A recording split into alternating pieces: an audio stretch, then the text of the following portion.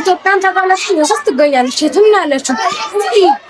ነገራችሁ በአፍሪካ ውስጥ ስትገኝ እና የራሷ ብሔረሰቦች አላት። ከሰማንያ አንድ በላይ ብሔረሰቦች አላት። የራሷ የባህላዊ ህዋኔ ያላት እና ሌሎችም ብዙ ነገሮች እና ጥንታዊ ሐውልቶችም ያላት ኢትዮጵያ ሀገራችን ነው። ኢትዮጵያ አሁን ምን እያደረገች ነው?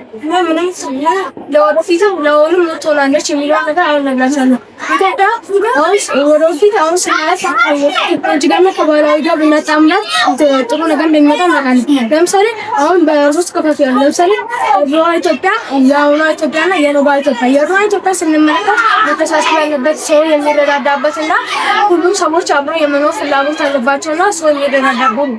ለምሳሌ አድዋ ስናይ በዛ ጊዜ ሲዋጉ ጣሊያኖች እኛን ለመውረድ ሲመጡ እና እጃችን አንስተን በማለት ጣሊያንን ማባረናት እና እነሱ ቀኝ ለመግዛት ሲመጡ እኛ ግን ቀኛቸውን ገዝተን መልሰናቸዋል።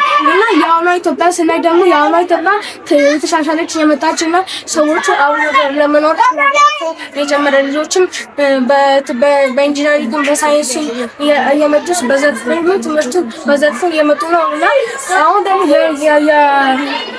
ወደፊት ኢትዮጵያ ስናይ ደግሞ እሷም እያደገች እየመጣች ነው።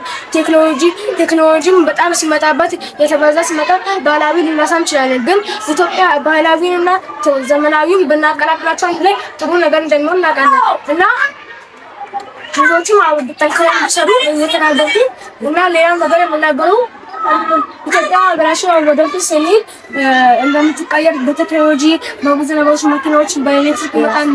አሁን በነዳጅ የተቸገረ እንደሆነ እናውቃለን እና በደንብ ብናሻሽሉ ዘመናዊ መኪናዎች በጋዝ ይቀረና በኤሌክትሪክ እያደረግን ከዛ አሁን ወደ አፋር ቦታ ምናምን ማውጣት የለም። እዛ ብዙ ቴክኖሎጂ ነው። ከዛ እዛ ብዙ ወደፊት እዛ ቢሰራት እና ኢትዮጵያቸው ተሻሽሎች ትኖራለች እና ማጠቃለያ የሚናገረው ሰዎች አብረን ኢትዮጵያቸው ይገባናል ነው። እስካሁን ድረስ